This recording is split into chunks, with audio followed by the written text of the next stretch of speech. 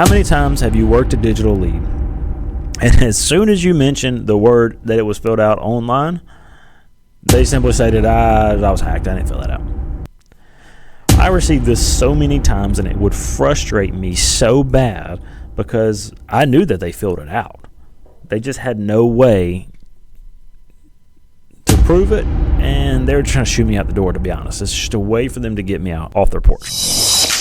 Welcome to the Final Expense Sales Academy, the hub for mastering the art of final expense life insurance sales. If you're looking to become a pro in the final expense industry, you're in the right place. My name is Kyle Williams, and I'm your host to go through the ins and outs of the final expense business, from tips to tricks to industry insights. We cover everything you need to close deals with confidence, provide true value to your clients, and become a better insurance agent. So hit that subscribe button. Let's get started on elevating your sales game one video at a time.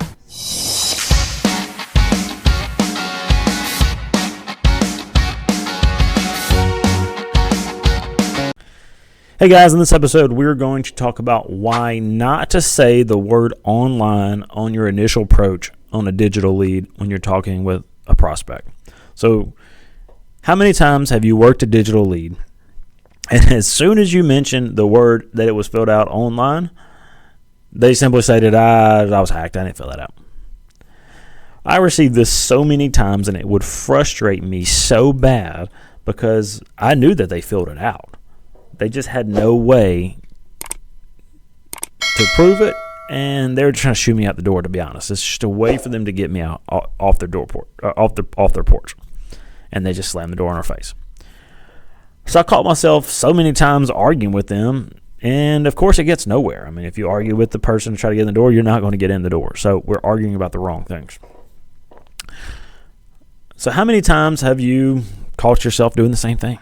It gets you nowhere. I mean, it just doesn't. So how can I take that off the table? That way I don't have to go back and forth with the prospect to be able to have a chance to solicit them. So if you're selling final expense life insurance, our target demographic is, of course, 50 and older. Half the time, these people are bored, and really, honestly, they have no idea what they're filling out half the time. But they read something and they're prompted, and they fill out their information because it's like, well, let's just inquire a little bit about this life insurance stuff. That way they can get a little bit of information about this program. And this is a thing to remember, okay? Something prompted them to fill out the information. They were sitting somewhere and said, I want to know more about this. And they fill out all their information, okay? It just doesn't automatically populate, okay? They have to be somewhat intentional and read something and say, I'm kind of interested in that. So there's a very, very, very solid chance, almost 100% chance, that they do not recall even filling out the information. In fact, think back a week ago, and in 2.5 seconds, tell me exactly what you're doing and where you were. 2.5. You can't. You're like, I don't remember doing that. So it's not that easy to think about exactly what you're doing in 2.5 seconds. So when you come to the door with these individuals and they say that they don't remember doing it, give them a little bit of a break, because we can't even remember what we did a week ago, much less a month ago, much less 2 months ago. So how are these people going to do the same thing with filling out stuff about life insurance? So this is practically proving my point here.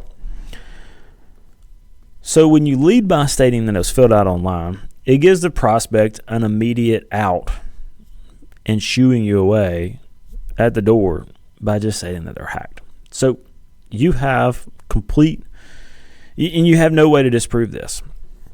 Sure, we have all their information, but that's why they're saying they're hacked, because they got all their information. So the way around this problem is actually really simple, and it's to take the word online completely out of your door approach. So what do you say then? Well, nothing about filled out, where it was filled out. You just simply leave that out. So let's talk about what do you say.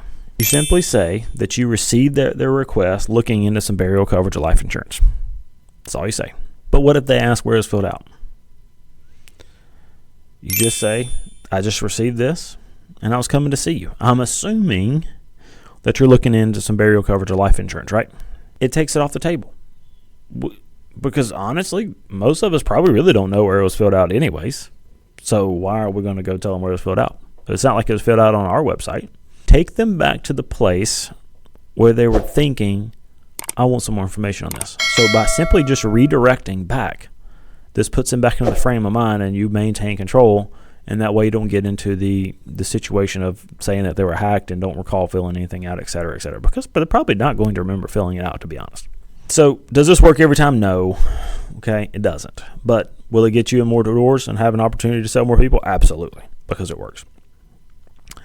So this is why you don't say the word online in your initial door approach, and by replacing it with just simply saying that you received their request.